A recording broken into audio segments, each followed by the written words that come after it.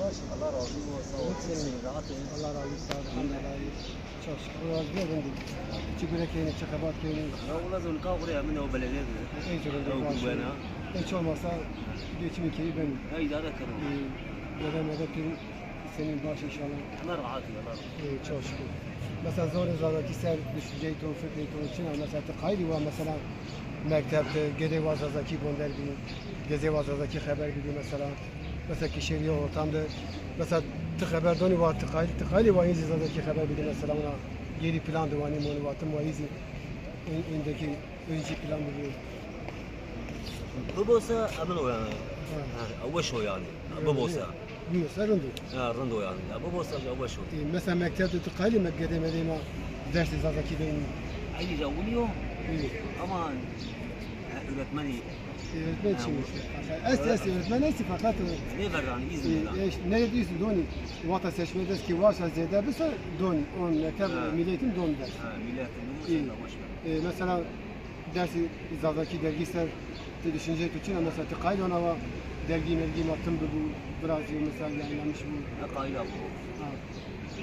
Mesela her kedi yok dergi bu mesela çava. Ben de bunu.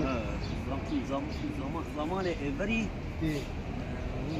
ama مش أوش بيانه لأنه زمان كسر وشنو كيف نينو يعني برا نيشنو كيف براي لا أيوة مثلا إيكا أسقينا مثلا يوم تنبيه كلمة أجل درجي زازاتي بينايسا وأنا بقول مثلا اللي سي خبر وأنا بقول مثلا سي درجي يعني خبري سي ميديا خبري ولا أنا عيني خبري خبرات شو مشتركين درجي عن أيوة ببوسة وشو يعني ببوسة مثلا زازا değil günü kutlaması yazıyor mesela.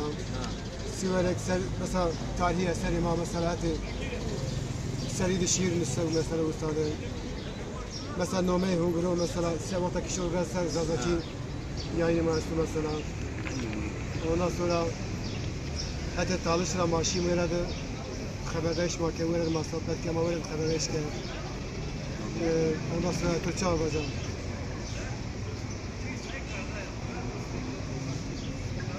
Zaza tütü kızı şuma zazaki kısaken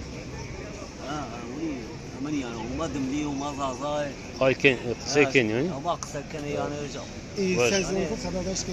أصلي ما من زازا وما دملي يعني ve şu var bir de ما زازاي Ulan askayla mesela yok tam bir kilometre ki kayı zazaki haber bir hatta kilometre ki sen zonku haber bir yine başlıyor. Fakat aşağı zon 2 bin lira. Gede 2 kilometre kira bondar.